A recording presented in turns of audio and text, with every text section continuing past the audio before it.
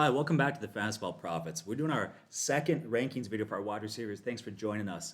Now, we talked about the first ones we did were 1 through 12. We called those our wide receiver ones. Mixed in there was what we call our tier 1 and tier 2 wide receivers, not to mix that up. Once again, important that we distinguish that. So now we're going to go 13 through 24, and this is what we call our wide receiver twos.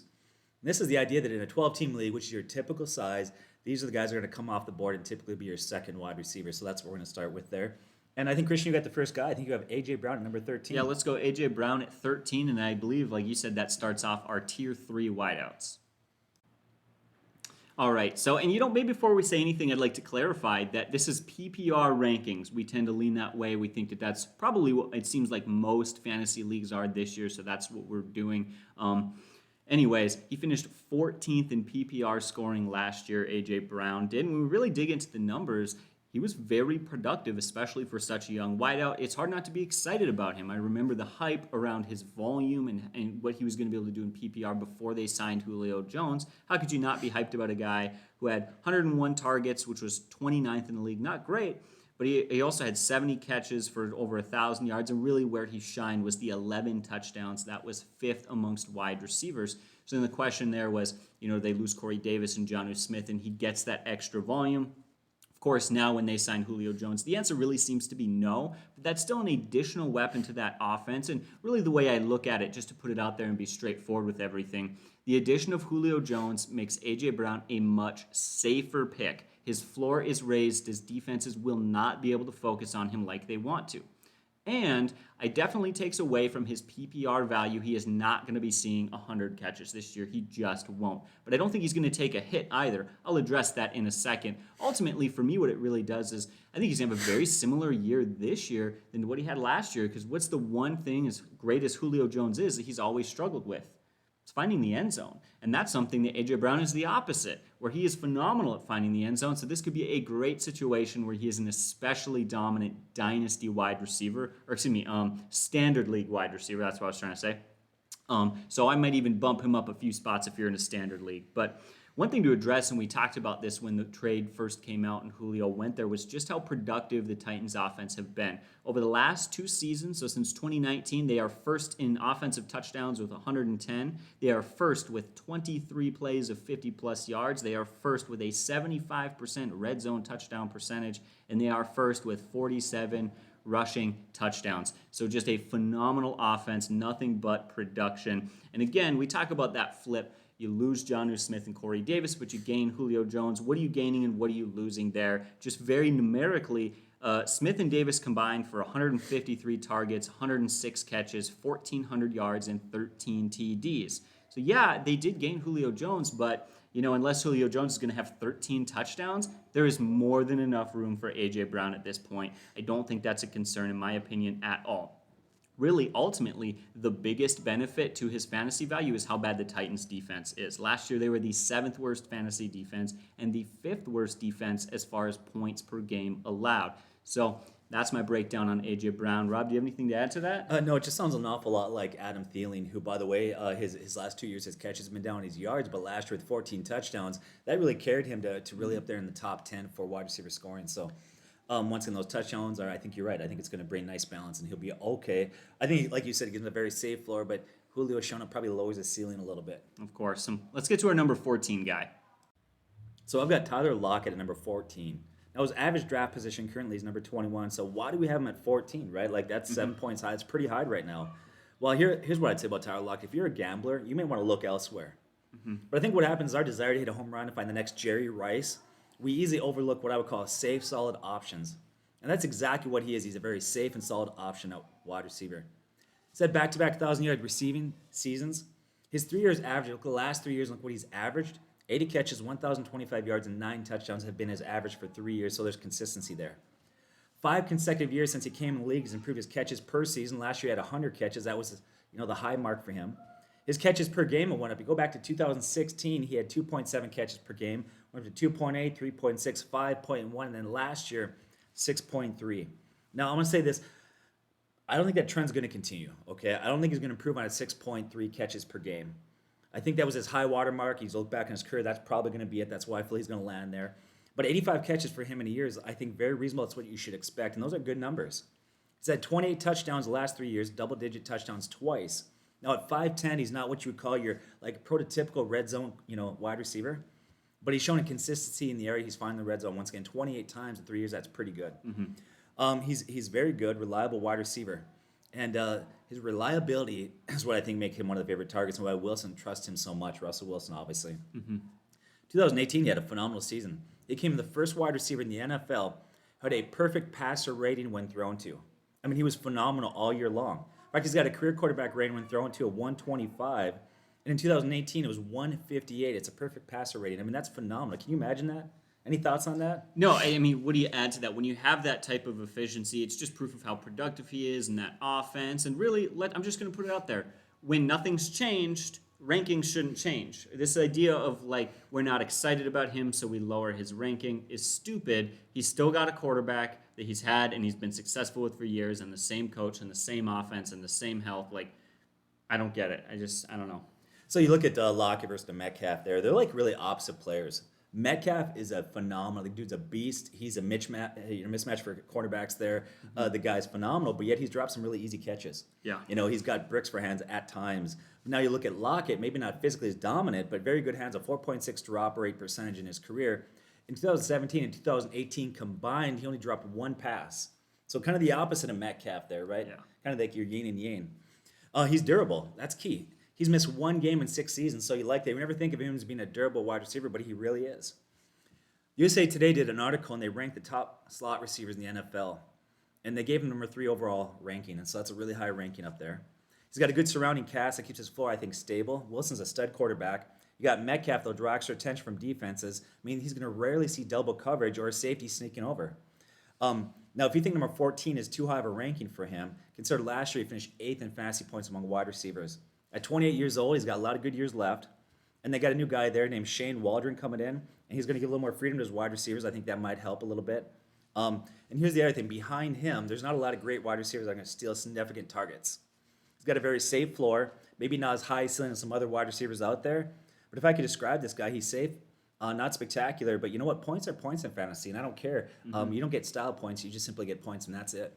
Yeah, absolutely. And that really brings me to maybe the only thing I could add to this. And this comes down to, if you want to win your fantasy league, you have to take risks. But if every single player you draft is a risky player, you will miss and you will not win your league. This is the perfect player to take the advantage in ADP, take the safety, and then you can worry about risks at other positions or at other times in your draft. So I love Tyler Lockett, especially at his ADP. All right, so now I want to talk about wide receiver Mike Evans as our number 15 wideout. Looking at it last year, he finished 11th in PPR scoring and 7th in standard. What really stands out to me was his 2.55 fantasy points per touch was 7th amongst wide receivers. He is an unbelievably efficient wide receiver. Again, just like Tyler Lockett, where you talked about, like, when he touches the ball, he gets you fantasy points. Ultimately, we already know the fact of the matter is, and for a guy who's had 7 years in the NFL and 7 straight 1,000-yard receiving seasons, which I don't think a wide receiver has ever done. I think it's just Mike Evans to be the only guy to have every year of him in the league being over 1,000 yards. So I love that consistency. I'm going to put it out there right now. He would be a top 5 ranked wideout or a top 6 ranked wideout in our rankings if it weren't for the amount of weapons in that offense. And you guys already know that. But Chris Godwin's phenomenal. Rob Gronkowski's good. Heck, they even have like depth at tight end. They got Tyler Johnson. And oh yeah, they've got Antonio Brown. That is a just crazy, crazy loaded receiving corps. So here's really why he doesn't crack the top 5, and we are essentially moving him down about 10 spots. And this comes down to they don't really need to rely on him. We look into the playoffs. I was looking at some numbers. In the Super Bowl, he saw just 1 target. Now, it was fun to watch because it was a 31-yard catch, and man, he's productive. But I don't care what you do with that 1 catch unless it's a 99-yard touchdown. Like, 1 target's just not enough, and it really needs more volume in that. And it wasn't just the Super Bowl. It was the entire playoffs. They had 4 playoff games the Buccaneers had, and in those playoff games, he averaged less than 3 catches for 50 yards, a 50% catch percentage, and just 10 PPR points per game. That's not really the tale of Mike Evans. I think over a stretch of an entire season, he's definitely going to be averaging more than that. But for me, it is a concern, and it is, again, it's purely a volume concern. This has nothing to do with his talent. Go back to 2019, he played 13 games, but he was on pace to finish as the number 2 wide receiver in fantasy scoring. In fact, over the last 8 seasons, he is top 8 in fantasy points per game 3 years in a row. He is a phenomenal wide receiver. They just don't need to use him with the same kind of volume that a Michael Thomas gets, a DeAndre Hopkins, a Devontae Adams. Really, that's the missing piece that takes you from a stud wideout to an absolutely elite wideout, and he just doesn't quite have the volume. So I guess I'll quit beating a dead horse and saying that same phrase over and over again. What do you think, Rob? Yeah, there's not much to say there. The guy's a stud. I love he's 6'5", big target. I think for welcome in the league, you had to look back to him the first 5 seasons, he had 1,000 yards, and that was AJ Green that did the same thing. But now I think his 6th year, AJ Green got hurt. He's just putting on once again, continue to add in statistical consistency. He's very good. Yeah, and one thing with that, he had a high touchdown mark last year, 13 TDs. We talk about guys like Adam Thielen, or I trust some players like A.J. Brown to have high touchdowns this year. I'm not going to say I trust Mike Evans to have high touchdowns. He's been very inconsistent in the touchdown category. 1 year he'll have 10 or 12. The following year, 1 year he only had 3. He went over 1,000 yards with 3 TDs. That's an area for him that I'm not going to trust, so I will put that out there as well. If you're in a standard league, does he even drop a few more spots? Probably. But let's get to our next guy, number 16.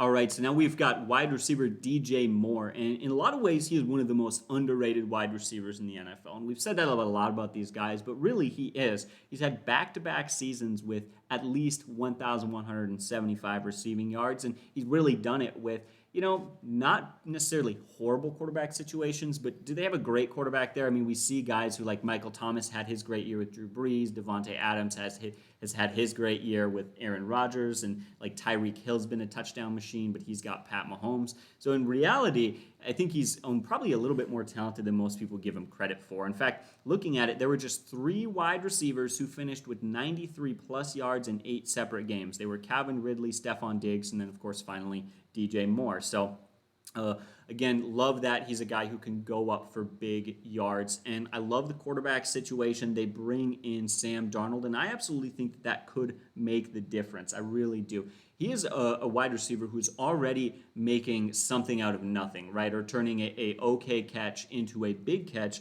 He averaged 5.91 yards after catch last season. And that doesn't already include the fact that he was already averaging 18 yards per catch total. So really you see this he's getting 12 yards down the field, catching the ball, and then boom, he's getting you another 6. I love that ability to produce because it's not quarterback dependent. That being said, they're switching to Sam Darnold from Teddy Bridgewater, and I think it's a bit of an upgrade, not necessarily in that, Sam Darnold's probably going to, maybe throw a few more interceptions, make a few more mistakes, but as far as fantasy production goes, he's also much more likely to stretch the field and make big plays. So really like that, adds a lot to that. And then finally, let's be honest, we cannot ignore the fact that Curtis Samuel is gone. Samuel is leaving 138 touches for over 1,000 yards and 5 TDs. Now, some of those were on the ground because he's a versatile dual threat weapon, but that's still a lot to be left in that wide receiving core. So, you got to wonder, is that extra volume going to go to DJ Moore, who really is separated himself as, in my mind, again, one of those real underrated gems in the NFL. Yeah, the only concern I got, Sam Darnold, I think a lot of people wonder how good he will be. And I'll say this, the poor guy, Sam Darnold, didn't get a fair opportunity to show what he can do for the Jets there. Adam Gase, his coach, has been the ruin of many a quarterback. That's the same coach that believed that Ryan Tannehill could not be a good starting quarterback. And so that's all you need to know. I think we're going to see that Sam Darnold is much better than we realized. There's a reason why he was an early first-round pick, and I do think it's an upgrade. And I think DJ Moore, like you said, is very underrated.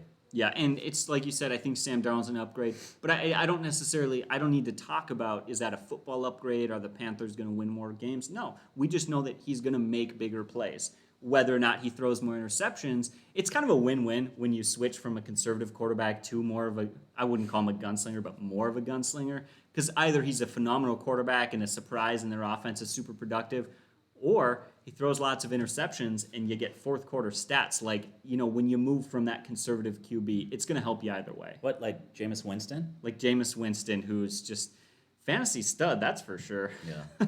Why don't we move on to our wide receiver 17? So I've got Adam Thielen at number 17. First 5 years he came in the league and improved his catches and yards every year he came in. Now, I want to pause right there, by the way. This guy's a great story. If you didn't know, this guy's a walk-on player, made the practice squad. I mean, it was phenomenal. You should really look into it. It's a really good story. But anyways, first 5 years he comes in, improves his catches, his yards. Heads into 2019 after a monster season of 113 catches, 1,373 yards. Okay, and he was being drafted as a wide receiver 1 in a lot of leagues. Okay, but he's disappointed in the last 2 years. Why is that? Well, first, last year wasn't that bad. Actually finished 10th in wide receiver fantasy points and scoring. So, I mean, 10th is pretty good. So, I don't know why you consider that a bad year. Now, why his 2019 season was a disappointment? Very simple, injuries. That's it. It was injuries. And that plagued him in 2019. He only played 10 games. And here's the thing. Even when he did play, he often played less than 100%. He was beat up. He was hurt. I believe he had a hamstring injury that was causing him issues. So, once again, that was what it was injuries.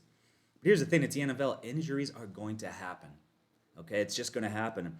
But I don't think we can look at him and think he's injury prone. First 5 years in the league, he didn't miss one game. So I think this is a guy that will come back. He'll be healthy. He'll be productive. Kirk Cousins trusts him. That's the key. If you're going to be a good wide receiver, your quarterback has got to throw you the ball. And Kirk Cousins trusts him, and for good reason.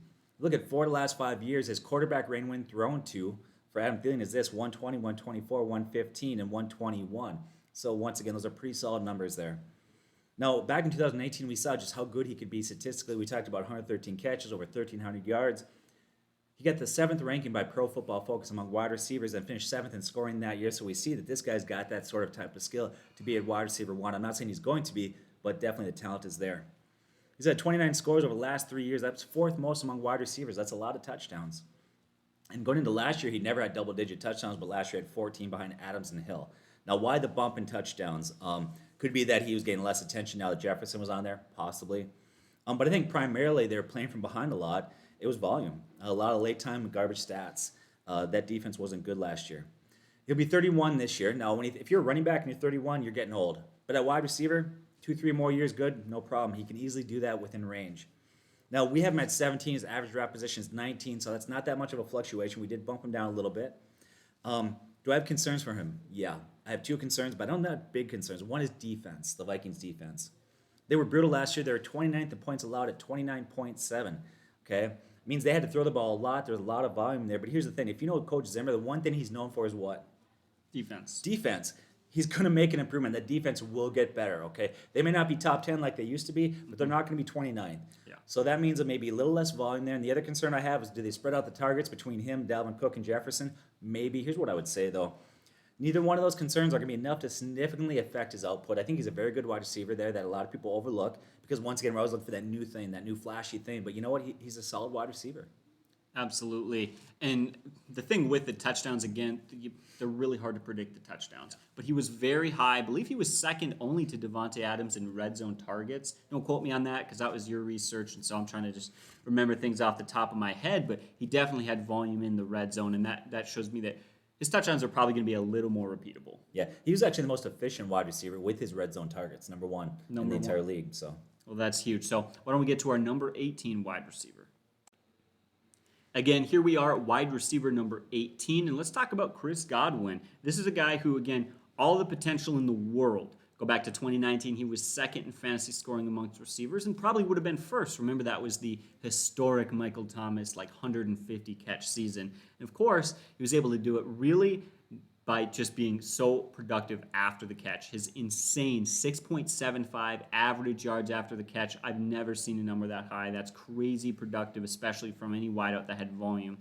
Looking back to last year, however, really that success and that efficiency continued. So I'm just going to read off these stats because there's a lot of numbers and I won't waste any time. But the Buccaneers were 6th in team passing attempts, and ultimately he ranked 8th amongst qualifying wide receivers in yards per target. He was 8th in fantasy points per target. He was very efficient. His average depth of target was 10 yards or 10.3 yards per target. That was 52nd amongst wide receivers. So what that's saying is they're not throwing it deep. He's catching short passes, but he's making the most of it. Those short passes, He's doing it after the catch, juking out cornerbacks, making big moves. So we love to see that because we know he's got a good quarterback. But we also can see with a stat like that he's not particularly dependent on that quarterback. So that's, of course, really nice to see. He was 4th amongst receivers in his catching percentage at 77 and 9th in his contested catch rate at 70%.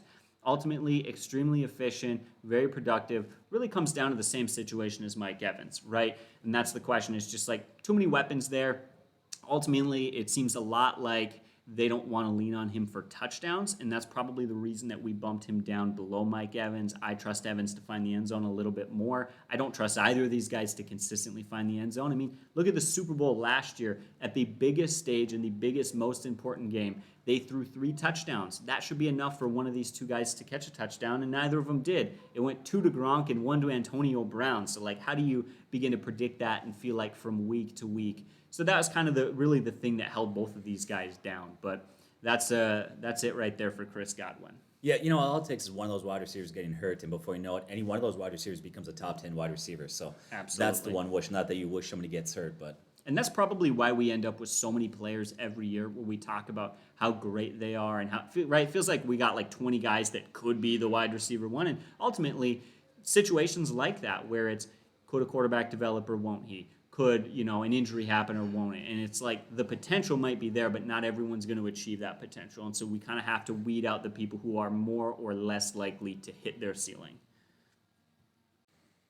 All right, now we're talking at wide receiver 19, CeeDee Lamb. Man, this guy had a phenomenal rookie season who was just completely overshadowed by Justin Jefferson. But that being said, I don't think that we should forget about him again. Justin Jefferson was phenomenal, but we could very well be looking back at the end of their careers and saying CeeDee Lamb could be better. He was great last year. He finished 24 in wide receiver PPR scoring as a rookie. That's already good enough.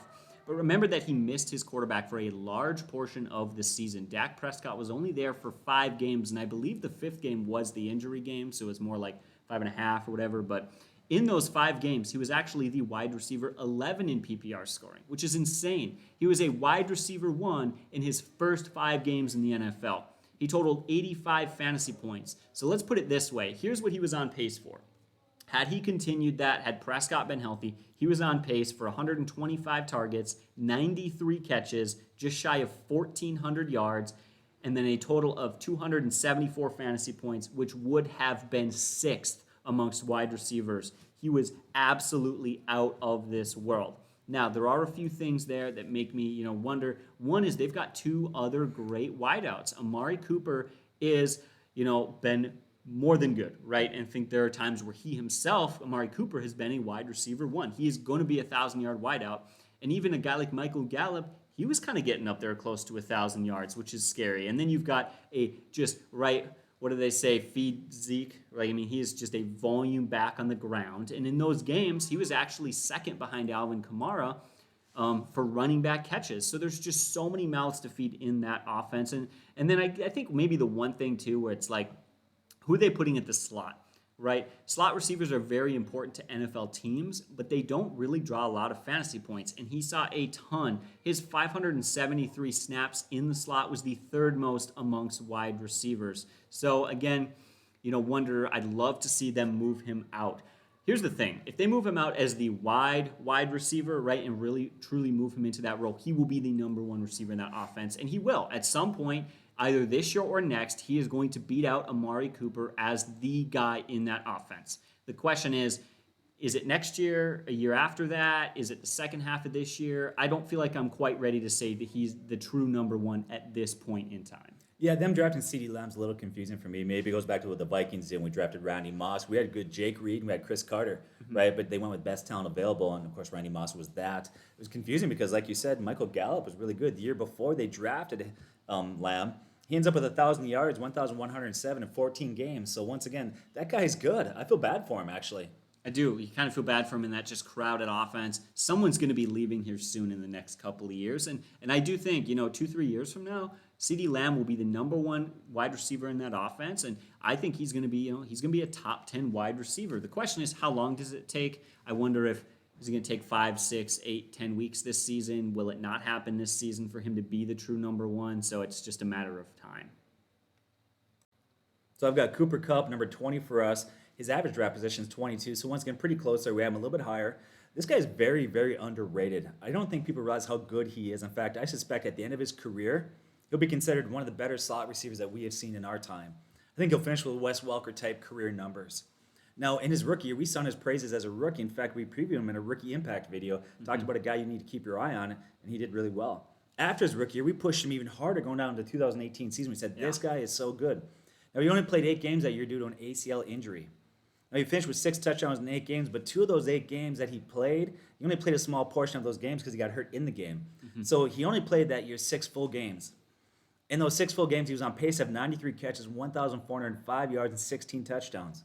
His last 2 years, he's averaged 93 catches and over 1,000 yards receiving. So if you take that, you combine and look at his statistical per game averages. In the last 3 years, he's averaging 90 catches and over 1,000 yards. That's very good. You're not going to find that with many wide receivers out there. That's consistent. Not consistent, but consistently good. His worst year was his rookie year. Now, consider the fact that he was a rookie. He had a bad year. He only played in 15 games, so there's 1 game he missed. He had 62 catches, 869 yards. That's pretty good rookie year there, right? Yeah. Justin Jefferson, man, that guy's, that's a once-in-a-lifetime thing. That doesn't happen a lot, okay? Now, if you look at deeper metrics, okay, if you look at 2017, if you go all the way back to then moving forward, no other wide receiver has gotten open more than Kupp or gained more yards after the catch, okay, than that wide receiver there. And it's clear on a stat that was done by a Michigan football analytics expert named Taj Smith. He looked and he broke it down. Here's what he found statistically, is that Kupp has opened 50% of his targets. That's insane. Yeah, 50% of the time he's open his targets. He gains an average of 4 yards after the catch. He's the only receiver in the NFL to eclipse both thresholds.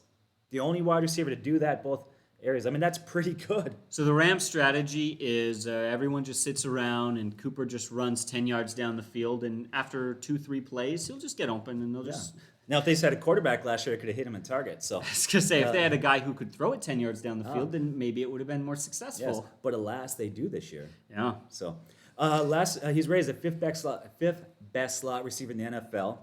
He's got a career passer rating of 125 when thrown to, except for last year. Last year was around 98, and that was because Goff struggled. It had nothing to do with Cooper Kupp. In fact, if you watch it last year, there's so many times where he was not hitting stride. He was wide open and missed. I mean, time and time again, Goff just struggled last year. Now, he also played from the injuries, and once again, Goff's regression.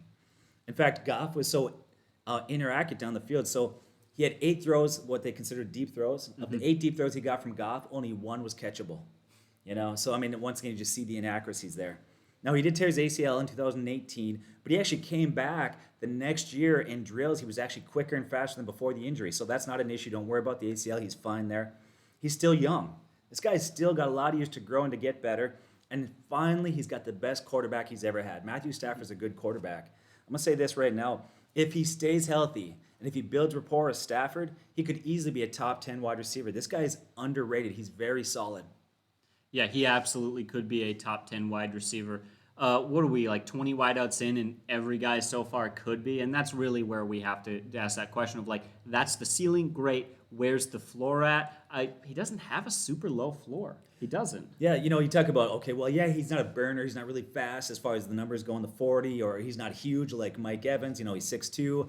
So he's solid across the board, but he's not great. A wide receiver that was like that. He wasn't really tall. He wasn't really fast. He didn't leap really tall. I mean, Just didn't stand out. You're talking about Wes Welker, aren't you? No. Who are you talking about? I'm talking about the Combine. A guy that at the Combine didn't have great numbers. It was Jerry Rice. Oh, yeah. Jerry Rice didn't have great numbers. He wasn't the fastest wide receiver. He wasn't the tallest. But, across the board, he was solid. Reminds me a lot of Cooper Kupp. He's not great, but he's very good. All right, why don't we move on to our wide receiver number 21. All right, here we've got wide receiver Julio Jones. Of course, he's making that big change to a new team. We already talked about A.J. Brown, so I've already discussed a lot about what you need to know. It's a highly efficient, highly productive offense led by Ryan Tannehill, who has very underrated quarterback, really able to move the chains and make big plays, and they're going to capitalize on that. One thing is that you'll find they don't throw interceptions. They have a terrible defense last year, and they had the best turnover differential. That's because Tannehill, you don't get the ball unless you're his wideout. So you got to love that for sure. And let's be honest, Julio Jones is still, or at least last year, was still really playing pretty much at prime condition level. He was on pace for 1,400 yards, generated a passer rating of 131, and averaged 15 yards per catch. I'll just say that when we talk about wide receivers, what's the first thing that usually goes for athletes in general and specifically wideouts? Speed. For a guy to be averaging 15 yards a catch, that's very high. What does that tell us? He hasn't lost any speed, that's for sure. And he's got a big body. He's got great hands. So huge. But it's not just last year, of course. You guys already know this, so I'm just going to speed through this. His career average is insane. He averages 10 targets a game, 6 catches, 95 yards. Now, he only averages less than half a touchdown per game, and ultimately he's only had one double-digit touchdown season. So we lean back to what we discussed earlier, not confident in his ability to find the end zone, especially with Brown there, and you've got Derrick Henry who's going to just gobble up carries in the goal line. But as far as his PPR value goes, it's huge. Again, we discussed it earlier, but I'll say it again because I kind of have to. Jonnu Smith and Corey Davis combined for about 1,400 yards, 13 TDs, over 100 catches. That is, I mean, seriously, 100 catches for 1,400 yards. Doesn't that just sound like Julio Jones to you? I mean, that's really that's kind of what he has been like. And again, in a team with a very bad defense, both in fantasy and in terms of points per game allowed. So you've got to look at, you got to look at Julio Jones and see the upside there and his ability to get those targets. And, perhaps we look back after this season and, I would be curious to see how he's going to do with this new quarterback because, Matt Ryan's been okay, but do I dare say I think Tannehill's a significantly better quarterback? I think definitely at this point, yeah. Yeah, so that's Julio Jones, Rob, unless you have anything to add. No, I think we're good there. All right, now we're at wide receiver 22, and I want to talk about Brandin Cooks.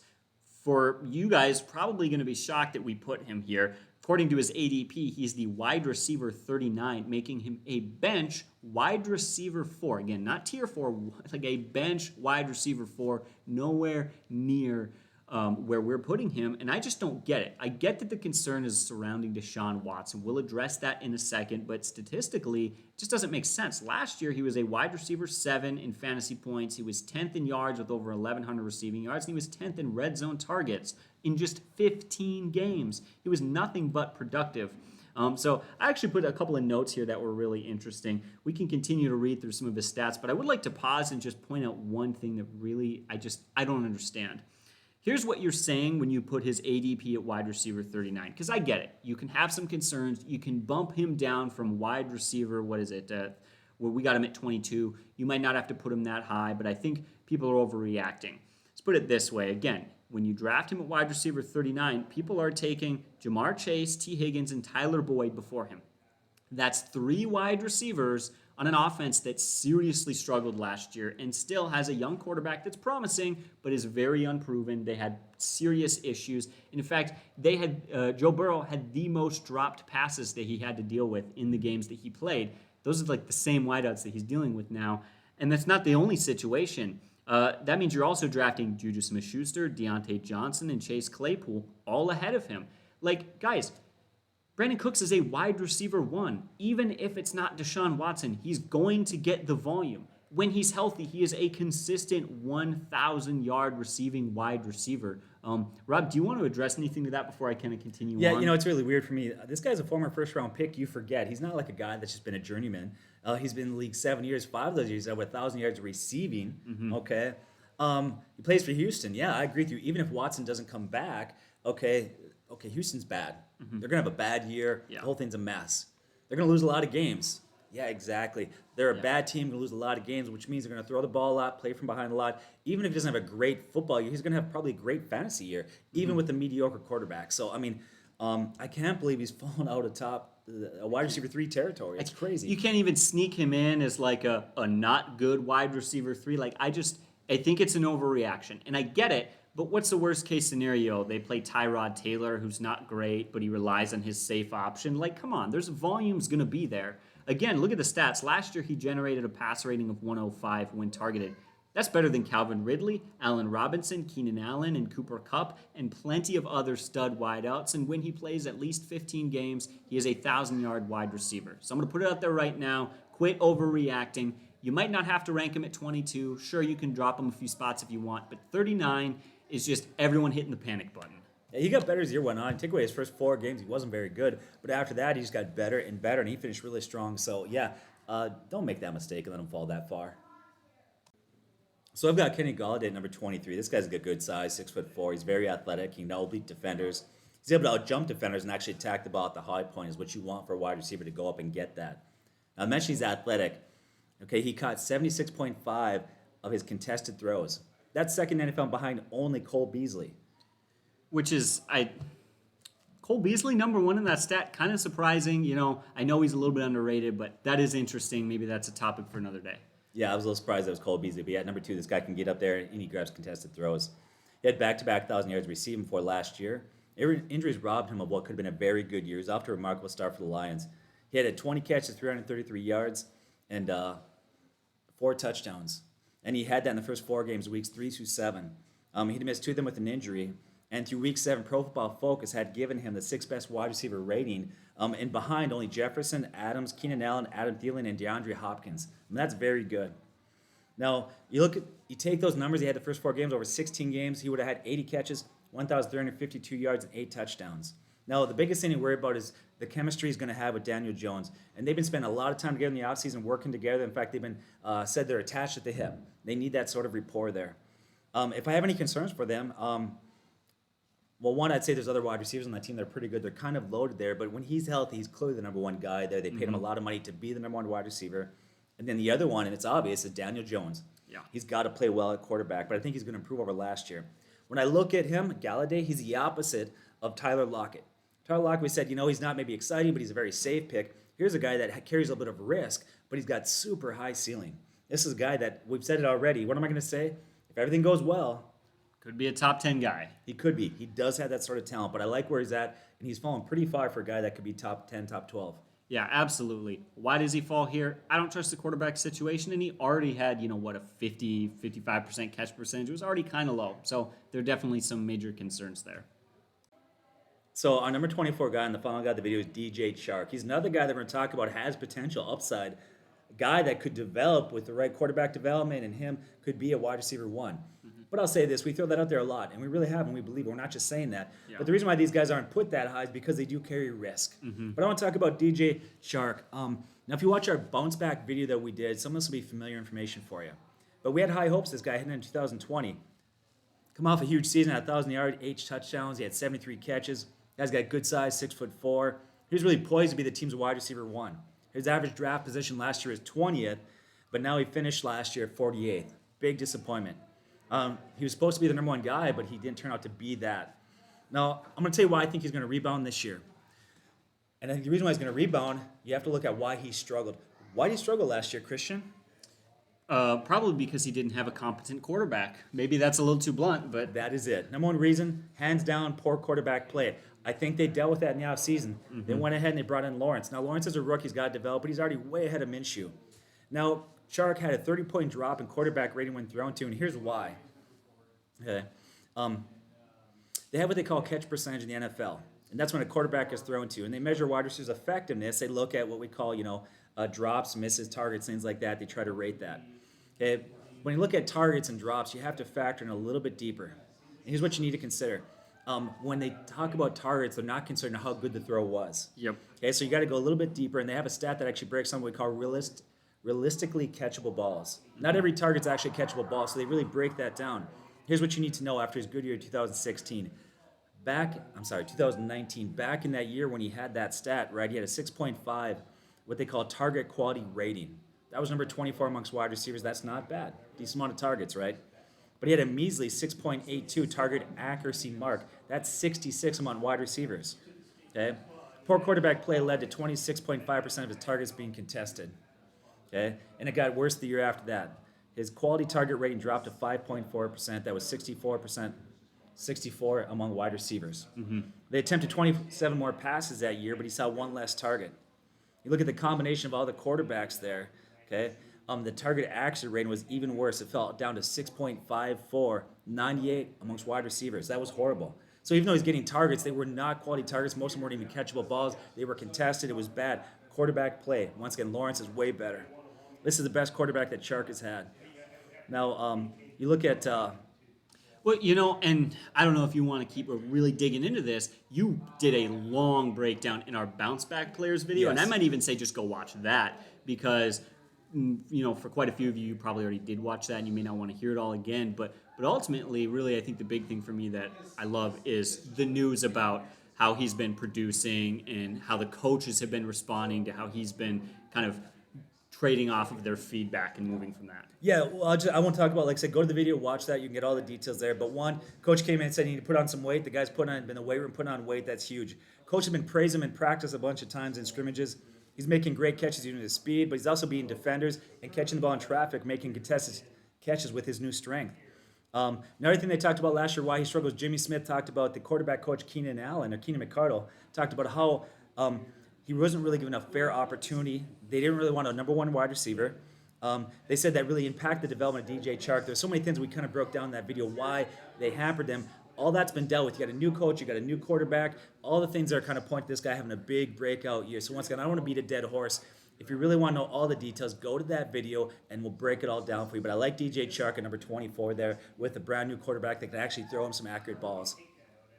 All right, guys, so that rounds out our 13 through 24 wide receiver rankings. As always, thank you so much for checking out our channel. Hit that subscribe button for more. We're coming in with our tight end rankings and our sleeper video soon, which we're really excited about. As always, you guys have a great day, and God bless.